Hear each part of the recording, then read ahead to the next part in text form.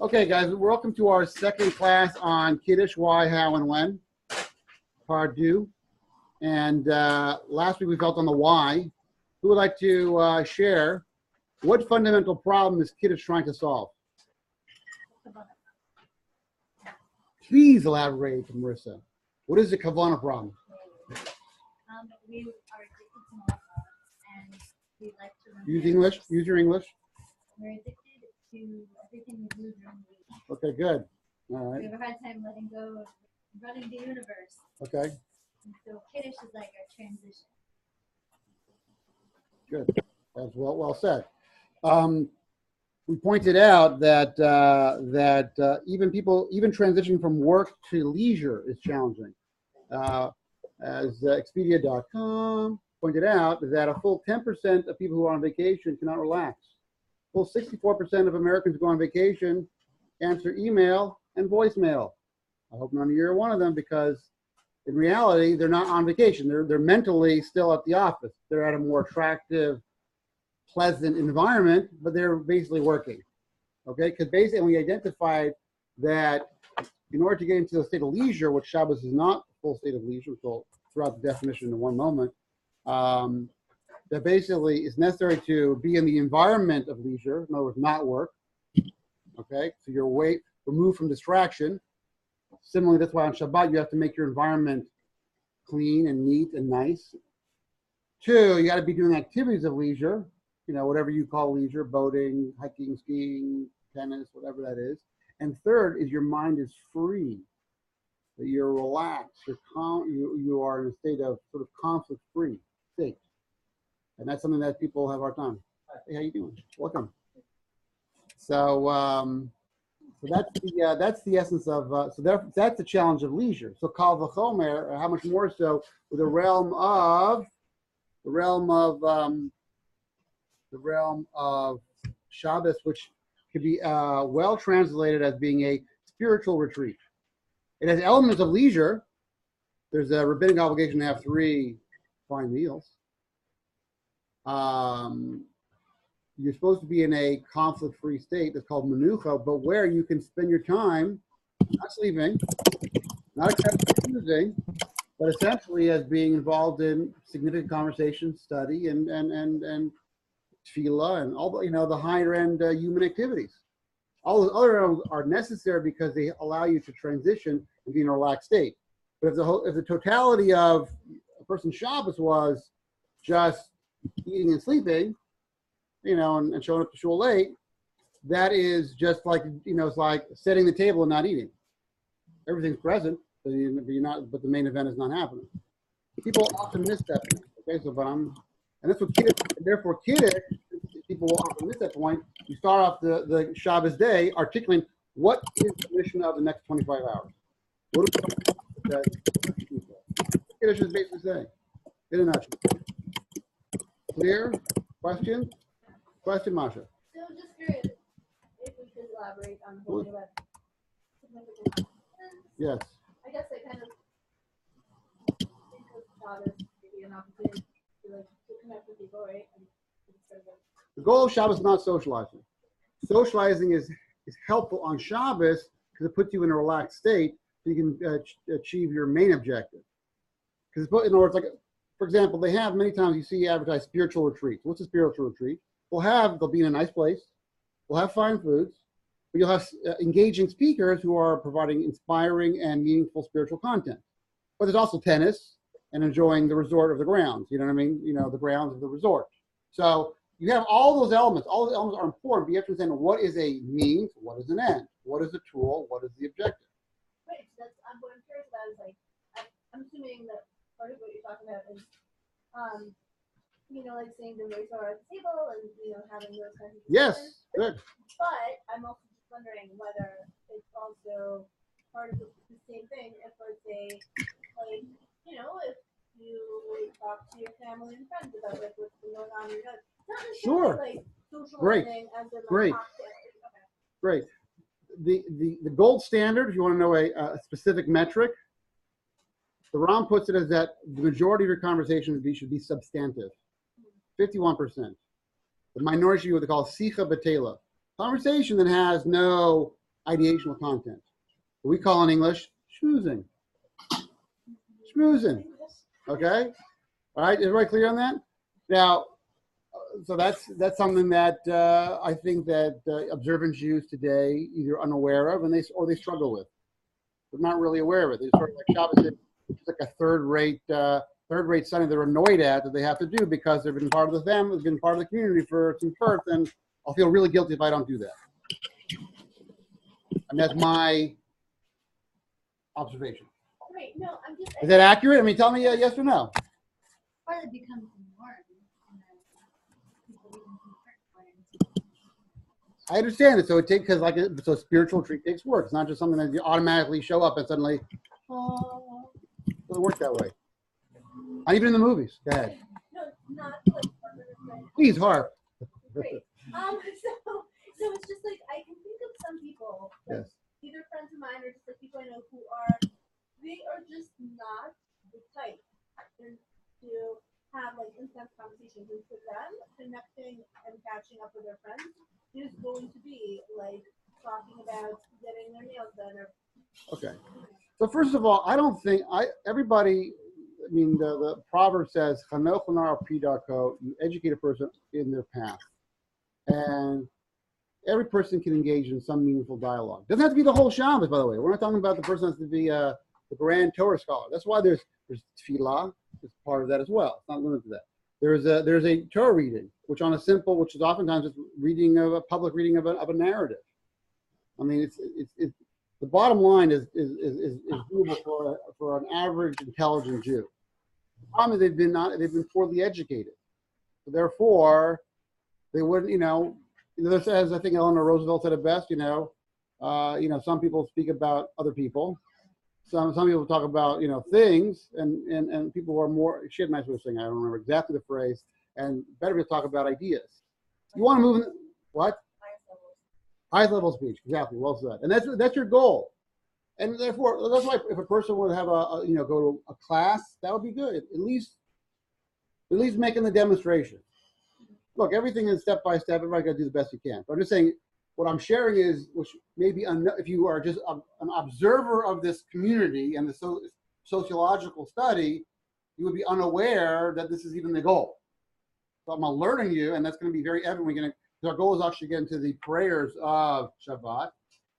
I'm going to show you in line 1. That's the goal. It's not hidden. We don't see it, but I'm going to underline it and I'm going to highlight it, and we're going to make it very clear. Okay, so that's the basic deal. Okay, so but I promise you guys, we're trying to mix a theoretical to a practical. So now we're going to shift into a practical. Okay, who would like to read? This is from the Rambam, Hilchot Shabbat, the laws of Shabbat, chapter 29, law number 4. Okay, so who'd like to take that?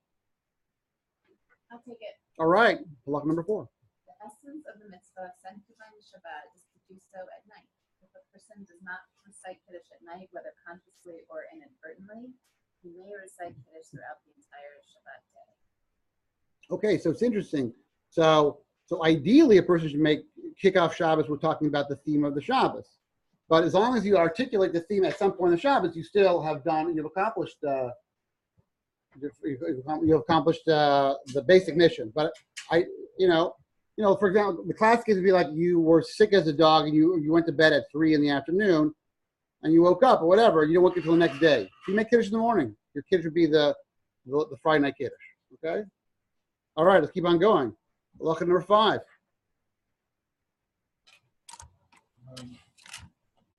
The person is forbidden to eat or to drink wine from the commencement of the Sabbath onward until he recites Kiddush.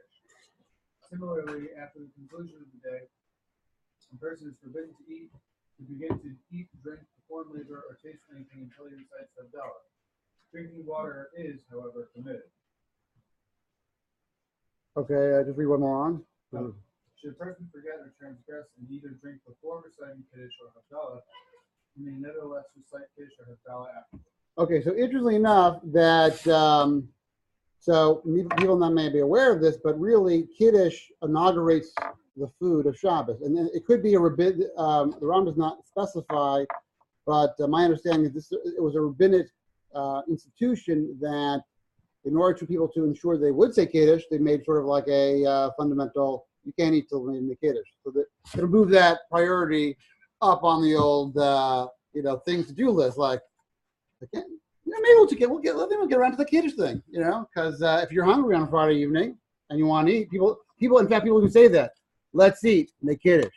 You've heard that once or twice, okay? So they know that. Question. It is. It is a excellent question. So Kiddush is a biblical obligation. It comes from the Ten Commandments, from the verse of remember the Shabbos day to make it holy. Remember means to verbally recognize it, to articulate its uniqueness, praising the day, and identifying its excellence. So remembering is You got it? remembering when you were before, so here the way to do it is verbally. Yes. In other words, well, you do that also yourself. Like, for example, let's say you want it in your mind. I know I have to go to. I'm going to the store. I got to pick something up. It will help you. It'll stimulate your focus and recognizing the importance by actually verbalizing it. Okay, so that's just it's taking the remembering to the more overt and effective way. Okay, we do that also in regular lives. Halacha number 6. Keep on marching down the chart here. We keep on going. Oh, sure. I'm sorry. We're not in 6th grade. It is a mismatch to desire teachers to recite Kiddush or work of wine and to recite Havdalah or work of wine. Let's stop right there. Okay. So we fulfill, if a person davens the evening service on Friday night, you actually achieve the goal of Kiddush in your Amidah. So you fulfilled your biblical obligation. Doing Kiddush over wine, which we're going to do soon, is going to be, thank you so much, Juan,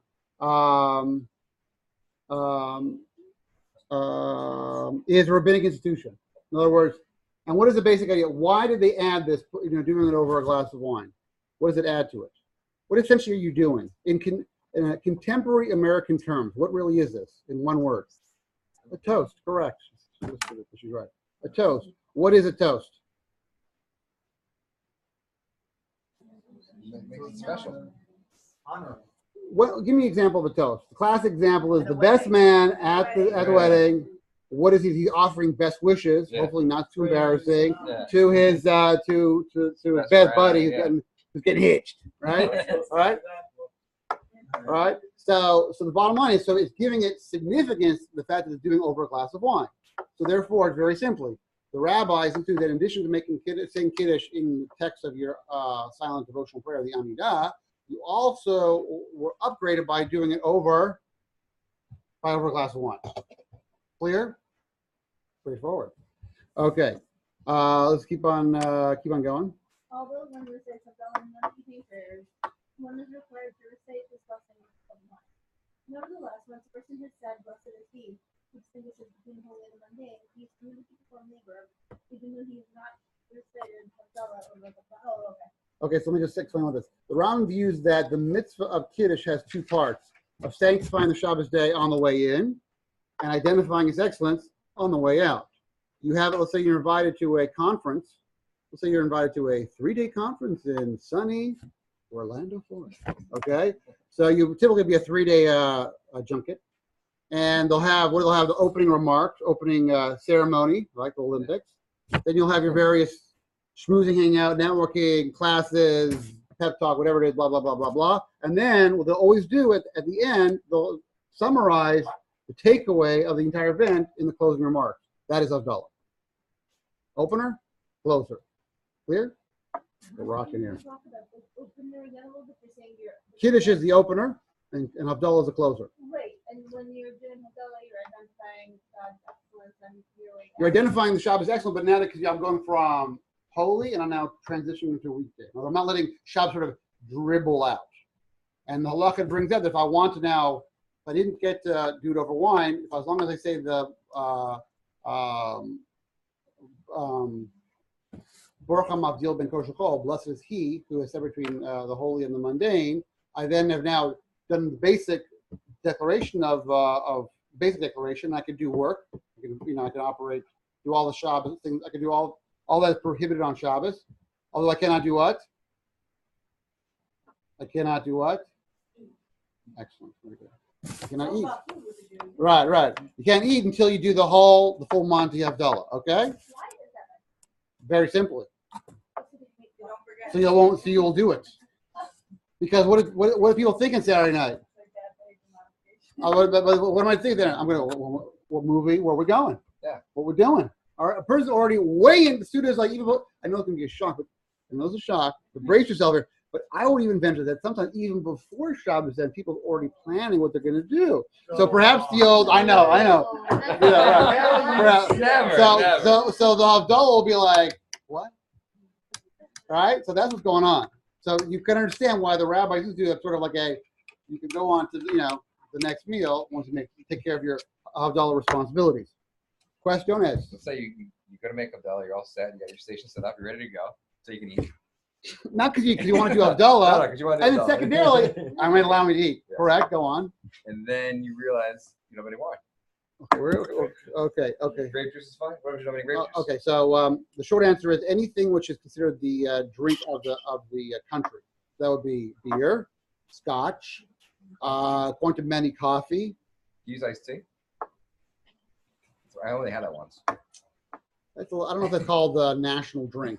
Beer is what they call Chamar Medina. It's like the drink of the people. You know what I mean? It's like this. I didn't actually.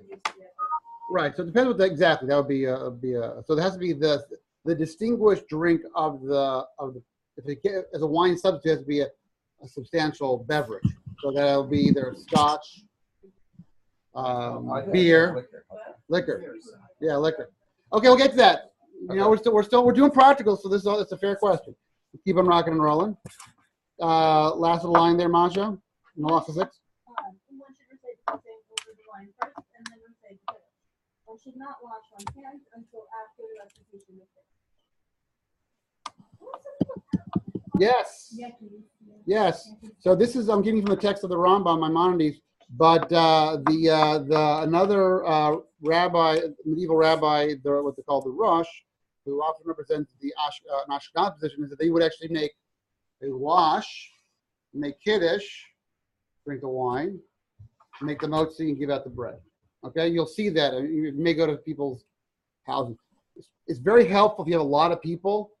But sometimes it's easier just to everybody wash, sit down, kiddush, motzi, distribute the wine, do the motzi, distribute the bread. It could be something. So people do that, but the Rambam is apparently not into it. But luckily, we as Ashkenazi Jews, we can do that. Okay, we follow luckily the Rambam Maimonides probably 95 to 98% of the time. Okay, halacha number 7. Who would like to go? Tricia? Yeah. What are the procedures you should follow? It should be or more.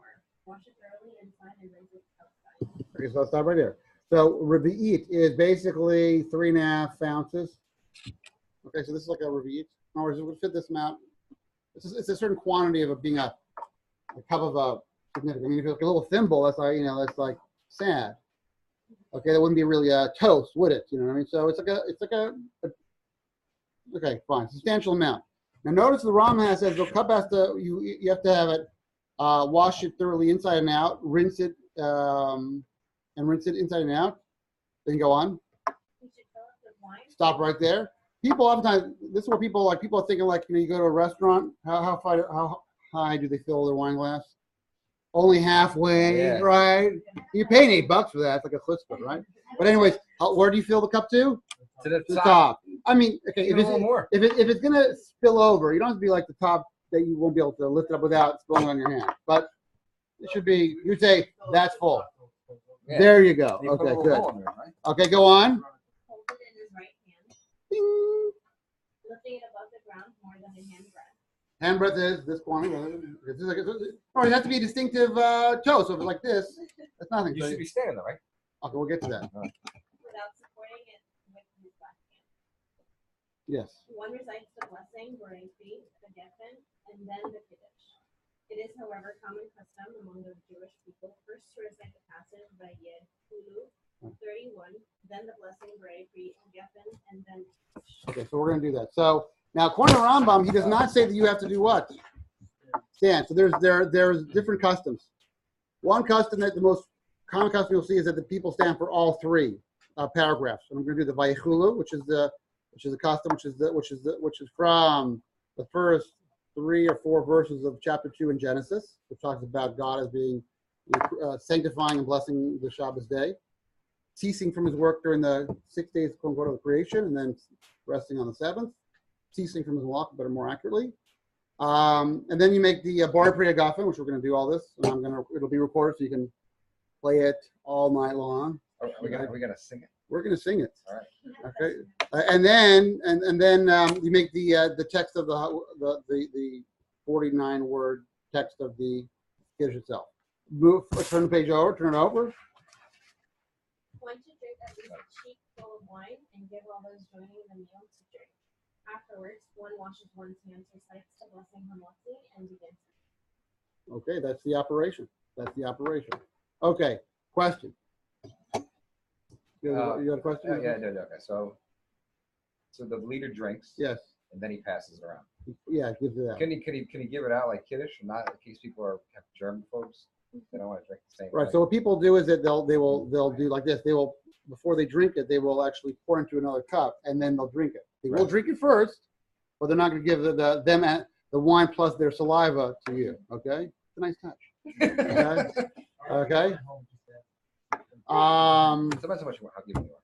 So, okay. So now it's not clear. So some people actually will pour the wine in advance. Everybody drinks. So if we do like in a Shabbat, you have a lot of people. Yeah. Or the people will pour into little cups and they'll distribute the cups. Okay. All right. I want to just go through 7 little items. Then I want to do a little Kiddush action. That we need. Yeah, we can eat now. What do you know?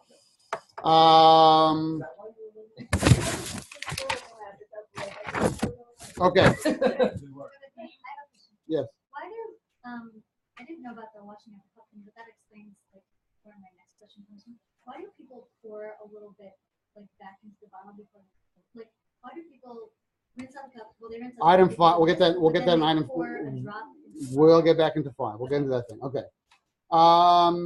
Okay. Let's get to some of this. This is like a little extra stuff. When do you make Kiddush? Ideally, beginning of the night. There is, for example, in the summertime, people make early Shabbos. So what is the earliest you can make Shabbos and therefore make Kiddush for? It's not a set time. It's halachic 1.25 hours. We call plag mincha, which you can go onto myzmonim.com and edit, and you just put in your zip code. It'll tell you exactly when it is. That's the earliest you can start Shabbos. Okay, what is significant about plag mincha? Plag mincha means it was the end of the day of service in the temple. So they would end their day, even though it was not the astronomical. It was like about 1.25 hours before the astronomical day ended, which is sunset. So you're talking Friday now? I'm talking Friday. Friday you can start early. Okay. You can start early. You can add holiness to the day. You can have a longer Shabbos. You can't end early on Saturday. You can add early until it's Shabbos. It's Shabbos. You can't do that. Correct. I was already and now my body wasn't used to it. Right. Dude, I'm ready to do Saturday night. You know, it's Right. very weird when Right. when you add time to it. Right. It is. Switch. Right. Transitioning. It is 1,000%. So that's the time. You can do it anywhere from 1.25 hours early, halachic hours. It's not roughly 1.25 hours, but it's constantly. The reason why, because halachic hour is defined by sunrise to sunset divided by 12. So on a perfect day, it's 60 minutes, but in the winter, in the summer, it could be 90 minutes, and in the winter, it could be 45 minutes. Okay. All right. Who is obligating Kiddush? Men and women, equally. Okay. Women could take from a technical standpoint, can make Kiddush for a man. I mentioned last week, that the Talmud does say that it's a disgrace if it's a couple, because that means that the guy is so lazy, LTD, that he's not even bothered to learn the Kiddush, which is 49 words for the basic Kiddush, plus the Bar Priya, and you're up to a whopper 57 words. That is a minuscule level of Jewish education. I don't say that. No, I'm saying it would be equally. Havdalah. Okay, so Havdalah. Okay. So according to the Rambam, the answer would be yes, because Kiddush and Havdalah are the same. But not all the Rishonim, all the halachic deciders of the medieval period agreed with that. They viewed that Havdalah is only a rabbinic institution, not a biblical one, and the male and female, and then it's a time-bound mitzvah, and therefore women would not necessarily be obligated. For women, the custom is that You're not obligated that she can't be with a man. correct. But is she allowed for herself to do something? Yes, if there's nobody else to make. A woman should endeavor to make Kiddush from here from a guy, but she can't. She makes her own goal. Fully, no question. What if you know the Kiddush, but tonight you just feel like I mean, kid. I mean, look. I mean, you could. what if she wants to do it? Yeah, you could. It's just right. It's more of an indication of the fact it's a lack of. It's. There are certain basic things that certain. No, it's not that. There's a certain basic level of there's certain basic Jewish literacy that a person has to have, and for a man, typically the person makes Kiddush for everybody. We're gonna get to that in a moment. So that's like the basic level of Jewish functioning. If you can't do that, the Torah, the Talmud says, he's cursed. He's cursed because not that he's getting a little voodoo thing on the guy, but it's intrinsically he's there's something wrong there that he couldn't even get it together to that. Because quite frankly, you could put right now we'll put up on YouTube. You can watch hear Kiddush. You can learn it 8 minutes. Plus, you have a transliterated article. Translated NCSY bencher. Come on. Okay, that is just really put down the remote and just learn a little bit. Okay, so that's the basic idea. Right. So that's the basic idea. Justin wasn't casting the over there. a little defensive. What are we asking Justin like the kid? Okay, so that's the deal.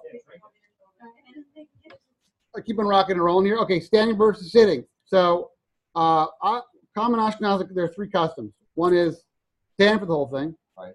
Coming for because the Vaychulu, everybody? Or that's just the leader. Everybody stands. You'll notice that you go to invite to a Friday night dinner. People typically will stand up for Kiddush, and they'll only sit down for the drinking part. A. Second custom is to stand up for the part where because standing up comes from you're testifying, because you're testifying to this being that God is a creator. Therefore, the first statements about the Vaychulu, that he created the universe, and then he ceased luck, and then he sanctified the Shabbos day, that is, we're testifying for that. So therefore, you stand up for that. So technically, there's something, what I do, also another variation of Ashkenaz custom is you stand up for the Vaychulu, then you sit down for the Bar Kriya Gafen and the thing.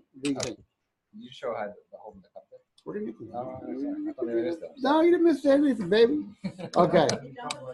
Jump of the gun here. Okay, so that's just 3 customs. They're all valid. Whatever you want to do, fine. Next, type of cup. You have 2 cups in front of you. What do you mean, Kiddush on? Yeah, why? It's nicer. It's true. It's a kosher bracha. But there's a halachic problem with there's an issue of a temporary cup that it might lack in being a vessel. A vessel has to be permanent. Something which is disposable is the whole debate. Again, if you have nothing else, you're going to use it. But you should try to get a permanent cup. Glass. Doesn't have to be a silver one. Right? Okay? It should stand, should not be cracked. Okay? Nice. What did you know of a kosher kitchen? Does it matter the glass? No, fine. Glass, if it's clean and cold, is always kosher. I know that. Glass, if it's clean and cold, it's always kosher, even if it's handed to you by the Pope. Kosher glass. Just remember that, okay? Doesn't absorb. Right, if it's clean and cold, no problem, okay? That's what you need to know. So, type of wine. Kosher. Okay. So, type of wine, the Ram actually says, the custom is to use red wine, but any wine is good. And if you're like don't like wine, you can use grape juice. For Friday night, let's say you're grape intolerant, let's move it up really. You can make the Kiddush on bread if you like bread, and if you like bread better, you can make the Kiddush on the bread. You wash. Right, exactly. So you can make it on challah. Okay, it's interesting enough. What? Then you have to be. What you'll do it. No problem. You'll be yotze with the kiddush of somebody else, and you don't have to. The Shulchan Aruch says you don't have to taste it. As long as you hear it and they drink the cheekful, you're good to go. Okay, so that's it. So we got you covered any which way. Okay, good. Type of wine. The Ram actually does ideal that wine which is not mavushal. Have you heard about the mavushal business? Not mavushal. Familiar with this? Well, you come to the right place. Okay. Okay. So mavushal means cooked or pasteurized. Okay. So there was a first of all, you can ask what is. Well, I'm going to take a little segue because I got a little extra time. What is kosher wine? So what's kosher wine? So wine, by definition, is just fermented grape juice. There's nothing intrinsically non-kosher about it. However, biblically non-kosher wine is wine that's actually used for idolatrous service, possibly communion. That would be a biblically wine that is prohibited because it's a really idolatrous wine. But generally, when you go to a wine store, Columbus Liquors, that's not where it's from. So when the temple was destroyed in the year 70, and the Jews were about to launch out to, they did not know this, but for 2,000 plus years of diaspora, they made 18 pieces of legislation to sort of create a block, called them speed bumps, in intermarriage. How does intermarriage happen? So right now we know that 71% of American Jews who are not Orthodox will intermarry. Well over, 71%. Yeah. Not a l'chaim to that, okay? So how do you intermarry? You don't just like intermarry, you have to first socialize. So now you can understand what the rabbis did. The wine, you can't drink the same wine. The cooking, even if it's kosher meat, if they cook it completely, you can't eat it. The bread, if they make homemade bread, you can't eat it. What are they doing? They're trying to create barriers, but they built in them certain loopholes because they want you to have economic relations with the non-Jews, because you're living in a non-Jewish world, that would be impossible. They don't want you to have romantic relations with non-Jews.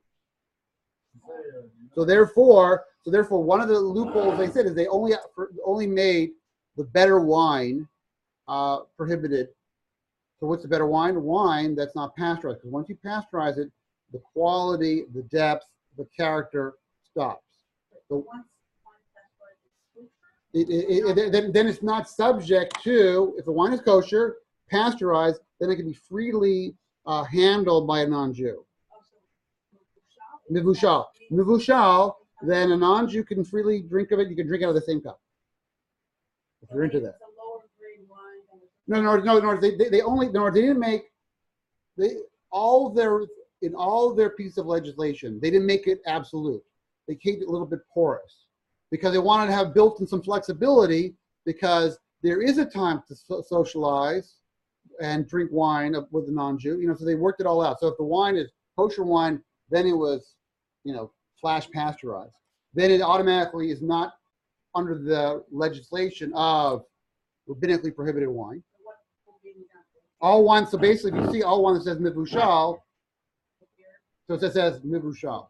It says literally on the thing, mivushal, in English. So that means that, or pasteurized. Once it's pasteurized, mivushal, it's kosher wines.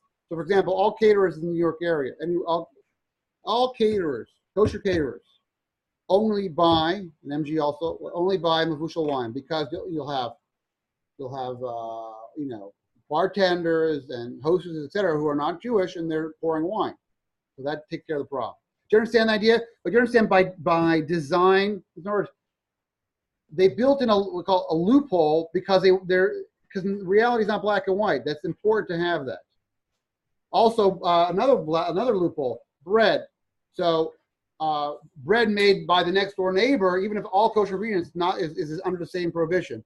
Oh, but if it's commercially made bread, they didn't prohibit that, provided the ingredients are kosher. Do you understand something? It was all. Do you understand? So it's great, because if your next door neighbor brings you hot cross buns, and they're gonna make a barbecue, whatever, and they're gonna, I know that you eat kosher meat, and then they cook it, it's for sure. So from a biblical level, everything is 100%. You can eat every crumb of that food, but they created a little bit of social friction.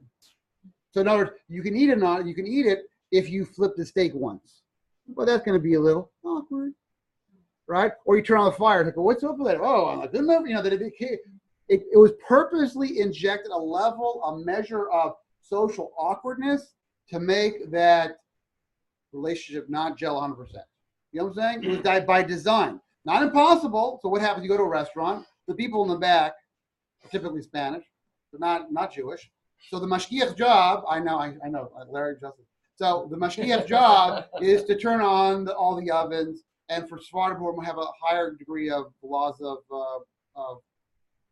Islam, they you go to La Moray, and you're Sephardic. First you tell the mashgiach you're Sephardic, he'll turn on he'll put the steak down. He'll be a participant in the actual cooking process. Ashkenazim have to hit a lower threshold as long as the Jew turn on the fire. That's enough. I think I'm just going to along the way. That I'm sorry, just to make the guy earn his money. You could do just that. You do just that. But I'm just saying, just to show you they're familiar with this whole phenomenon. All right. So that clear, everybody? And then they actually made oil that, but one of all the rules of rabbinic institution is if it's a law, every law gets 1 year. Every piece of rabbinic legislation of the Sanhedrin, which existed roughly according to Rambam's count around the year 350. So until 350, there was a Sanhedrin that had legislative powers. Every piece of legislation had a year. If the Jews couldn't do it, it got annulled.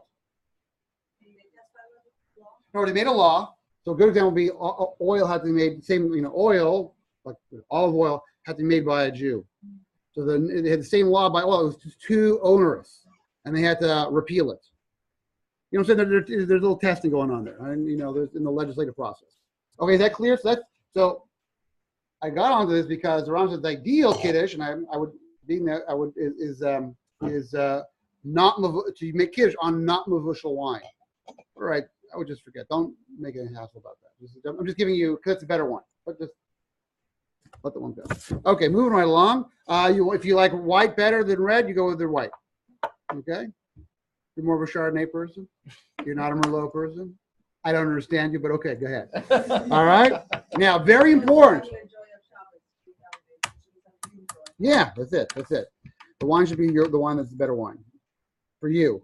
Okay, good. Now, item number 6, and we'll get into the kiddush. Kiddush in the place of the meal. Very important. People don't know this. In other words, if I make kiddush, I have to then go on to my meal in rather short order. So people here, for example, the same law applies during kiddush during the day. If I hear kiddush and I don't eat anything, I wasn't able to take kiddush. Kiddush is an intro to the meal. So if I don't have, ideally I have bread. That's the best, right? We have 2 challahs. We'll get into that maybe next week, a couple weeks. Or at the very least, you have a piece of cake, which is a minimalistic meal, right? Meal food, or 3-4 ounces of wine or grape juice. It's a minimum quantity. That's kiddush. Then your kiddush was in a place of a meal, and your yotzei. If you don't do that, you got to make kiddush again because your kiddush was not in the place of the meal. You're not yotzei. You're not fulfilling your obligation. People are not aware of that. Okay, but you are now. All right.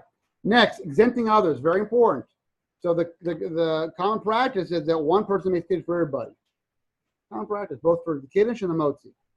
So the person everybody has to have in mind, the person who makes kiddush has in mind that he's saying it on their behalf.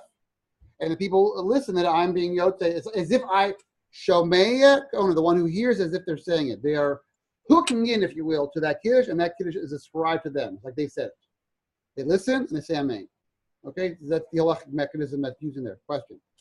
So I find it interesting. How come some mitzvahs are like that we're allowed to do someone else's and some are not? All Like a particular yes, the category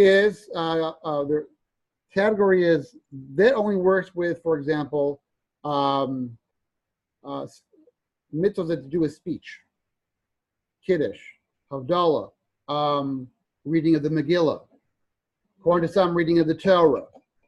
Okay, in other words, so yeah, right, that right, exactly. In other words, the reason is because you did say kiddush. I heard the kiddush, and I'm associating to that text. That declaration is my declaration as well. I'm saying amen to it, so I'm affirming that to be the case. It's now you says if you said it, but I can't. But I can't I can't eat in the sukkah for you. I'm a different person. In other words, you are related. In other words, we're both hooking into that declaration. Is it nicer to actually say there's none of us all in the room? Like people will say that well together, or is it really preferable for one to say it and then all of us to be like what's B, one for all. One for all. One is better than all. Yeah. Joining it, Yes. Even though you think logically maybe the other way. That's why I'm asking. Right. That is the common practice. It could be that maybe it's a good question. I don't know the answer. It could be that it was created that way because of practical reason, because not everybody was able to make kiddush. And this way, just to avoid problems, one person makes kiddush for everybody. It's a good question. I have to think about that. I have to do a little research on that. I got a question. Yes, Dad. Let's say I make kiddush, right? Here's the scenario. I make kiddush, right? Larry making kiddush. I'm with you on All that. right. Slow down, you got it? I'm with you on that. We're Good. done with Take me kiddush, slow okay? here. Good. We're done with kiddush, ready to start the meal. In comes Justin Kaufman. Right. Strolling in. Right. He's playing with his comic books, whatever. He comes in a little late. Yeah. Yes. And Justin Kaufman, as we learned. He ain't late for food, but I'll. Alright, just suspend reality, okay? Right. And Hannah makes kiddush for Justin Kaufman. He doesn't know how to make kiddush. Yeah. Right? As we learned. So can I? You're really just like. You're just kicking him down the stairs. Dad, go on. Yes. So Justin Kaufman shows up. Can I make kiddush for him again? Yes. I can do kiddush twice. Yes, you can. Interesting. This is an exception. I'll explain.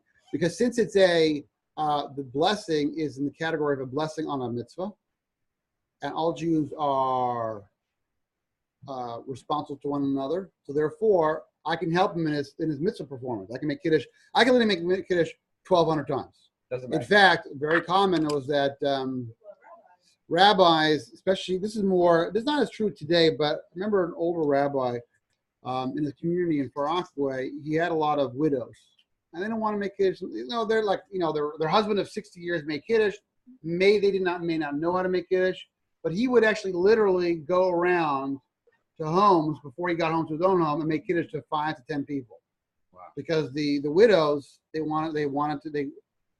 couldn't say kiddush, they didn't want to say kiddush, and he said, see multiple kiddushes, and every time. Okay. Right, that's what the rabbis do. Okay, all right, yeah, cool. I only look 'cause I do want to actually make kiddush. That would really be a deficiency in the way. Okay, last question. I'm curious, like, you're going through all these details about, like, how you are and you're not supposed to hold stuff, etc. What is the deal with that? Like, if the idea, like, I understand the general idea Ooh. of transitioning to state of leisure and all that, but, like, why? Like, what is that about? Well, let's expand the question. Why all the details in all Jewish law? Why need all this detail? What's up with the details? Yeah, Simple answer. You ready for the simple answer? That's it. Okay, so the bottom line is like this. Every art, whether you be a painter or a dancer or a person who plays rock guitar, there is in the craft, there is an excellence. And it's very detailed oriented. In other words, or playing basketball. In other words, when LeBron James shoots a free throw, he doesn't do it. There's not a random thing. The way he holds the ball, his entire motion is extremely and precisely calibrated, and he's practiced that shot probably 200,000 times. Okay. A dancer does not hold her fingers out in any random way, but it's in a sort of a way that maximizes the elegance and everything. So here we're having a cup. So if I'm making a toast, it should be a nice cup, and it should be whole, and it should be clean, and it should be having the quantity of significance. All these things make sense but if you know the concept, you'll see how the details fit in. But if you don't say a person does not know guitar, let's say, and you see the guy, you will not be able to explain why is he holding the pick in that way, why is he holding his fingers way, why is he holding everything it'll seem completely random and arbitrary. So the more you know the basic principles, you'll see how the details fit into that. And that's true for every single art. You see a person painting, you don't know how they put the way they put paint on the palette is done with a tremendous amount of expertise. Not too much, not too little. There's an art to the art. You know what I'm saying? Halacha is the art to life, and if it's done in a precise way, you can appreciate. Now, that's why not everything is a deal breaker. In other words, if I didn't wash out the cup, the kiddush is still good. You know what I'm saying? Some things are vital, some things are not. Well, that's the reason why every art has details. There's no such thing. Excellence always comes down to details. I mean, think of anything that you're really good at. Whatever your hobby, it's very specific. Whatever your hobby is. I mean, what do you like to do when you have free time? You have a hobby. I mean, I don't have like such a specific hobby. I like to play with my niece and nephew. Okay, it's a little okay, but even that also is an art to engage little kids. That's very complicated because you got to think, what's their world? It's not my world, and what will engage them, and what will be age appropriate with them, and what's a good playing, what's not a good playing, what's engaging them, maybe what's too long, not too short, appropriate, not appropriate. There's 1,000. If we had to write our own Rambam on playing with kids, I'm sure we can come up with a couple chapters. If we did, we just, I don't want to, but I'm just saying, you could write your own Mishnah Torah or Shulchan Aruch on every part of life, because it does get down to that level of detail to do it in a manner of excellence. So everything excellent, every art and craft, hobby, work has lots of details, and then therefore that will be a measurement of excellence versus non-excellence. So Jewish law is no different. And on that note, I made the Kiddush. Right. Okay, so let me get a siddur.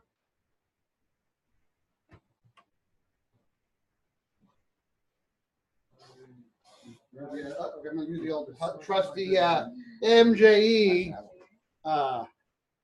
thing. Okay, so I'm going to do this, and I'm going to post it on YouTube. And then you can post it on an audio site, so you can just download it. If you want to hear the Kiddush, you can fast forward to the part.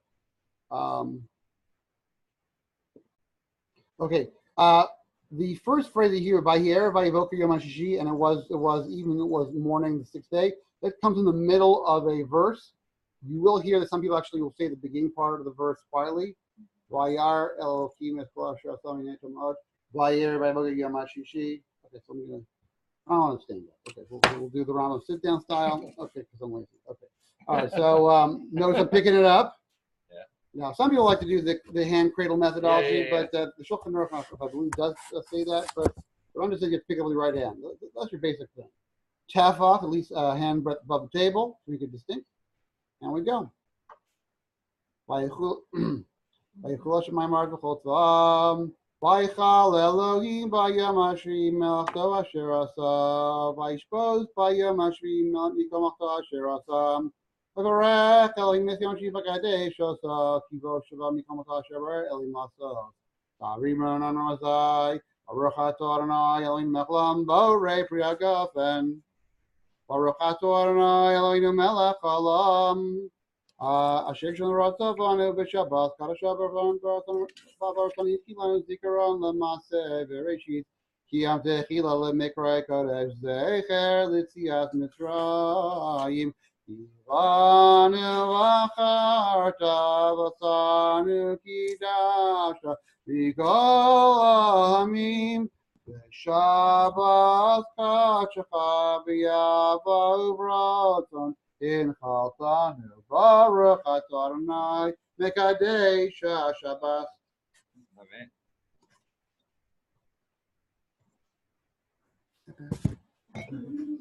All right, so that's the basic Kiddush. Any questions? We have 6-7 minutes left. I can answer any questions you want.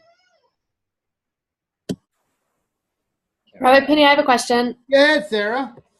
Is there any issue with eating food for the Kiddush like we do at MJE before your meal? As long as you hear the Kiddush and you have some meal type food, which will be cake.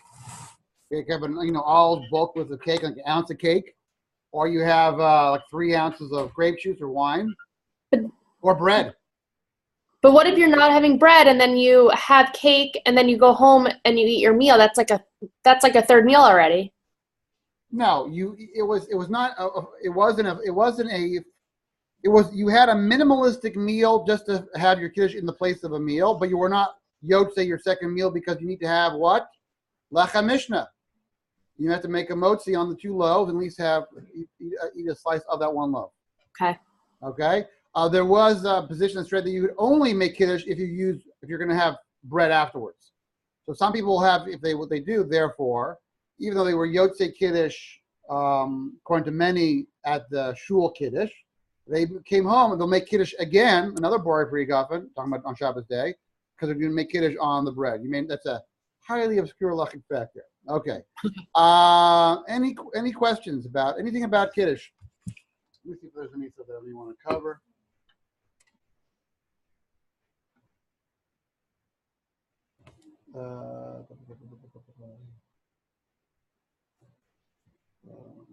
I didn't tell you about Kos Pagum. Yeah. So the thing is like this, that after I drink this wine, if I drank of this, let's say I drink out of the cup, I can't just pour it into the thing because then the wine becomes tainted in a certain sense because would you want to, is that really wine which is fit for a toast? So, and I can't really explain why, but what you're seeing is that if a person drank, they would add wine to this and they pour it all back in. I don't know how that undoes it, but it makes it not defined as tainted wine. I don't know why. I can't really defend that. I don't really understand that, but that is there's a procedure about making wine what's called not pugum, not defective. I don't think that, were you answering? Yes, it wasn't. Oh, no, I have a different question. No, that was. I'm all ready for it. Yeah. Right. What I've seen is before someone makes kiddush, they rinse out the kiddush cup and then they pour a drop of water into the wine bottle. No, I'm not familiar. I've never seen. Not only do I not know about it, Really? I have not even seen them. Yeah. Really? No, into the wine bottle. Like, Never they seen that rinse out before. yeah. I mean, there's. I don't know. It's like a curry thing, but I just don't know where it comes from. I don't know. Okay. I don't know. That's I'm not. I never even seen that. Much less I never heard of it. All right. Okay, I gotta find it. What about pouring a drop of water in a little bit of water in the I don't know. Doesn't make it. I mean, from a start, doesn't make any. What are you? I don't understand what you're really accomplishing and all that. Yeah. No, but I've definitely. Yeah, I don't know. I don't know what the drop of the water is. Could be to, because back in the day, they used to dilute the wine. Could be. It's not bad. It's not bad. Not bad. Yeah. What he's talking about is that there was the wine came in more of a concentrate form, and it says that's why it says in the Mishnah in regards to Pesach, mostly low kosheni. In other words, they would in a show of honor, you would mix, a little extra water with the wine for your neighbor to show them as an act. You would actually be the wine steward for the person. You'd be the sommelier. That's what they used to do. Now our wine is not it's regular strength, not concentrated. Okay, so I am not. I mean, I know a bunch of them. I don't know all of them. Any questions?